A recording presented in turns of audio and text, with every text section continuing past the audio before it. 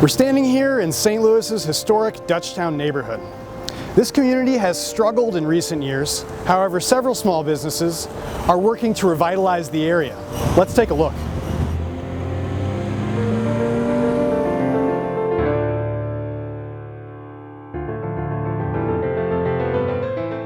John Chen and Kaya Afiero founded Urban Eats 7 years ago.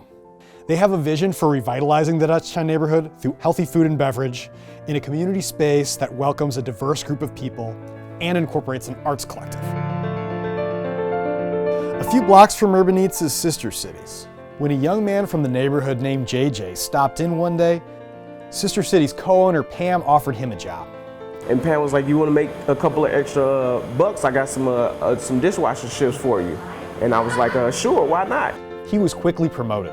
Pam was like, "You have a good smile, you got a good personality." She was like, "I need you in the front. Like, you can't be polite to the dishes anymore. Like, they're clean now." While the city recently adopted an $11 minimum wage, advocates are still lobbying for $15. So what happens to these workers when the St. Louis minimum wage increase goes into effect?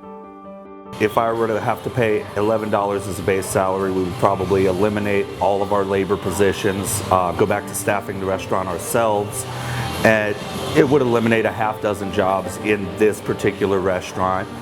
Both of these restaurants pay above the minimum wage now, and their owners do not draw a salary. In a worst case scenario, we have to close our doors and we have to go back into the labor force because a business with a 10% or less profitability margin, if you talk about increasing the labor by 44%, you're taking a huge chunk out of the bottom line.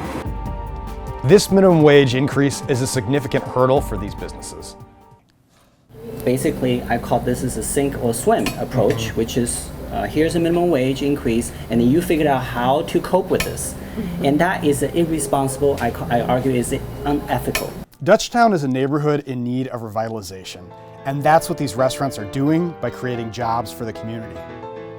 But the minimum wage mandate is just one more burden. If Urban Eats and Sister Cities are forced to move or close their doors, Dutchtown might have a lot more buildings that look like this.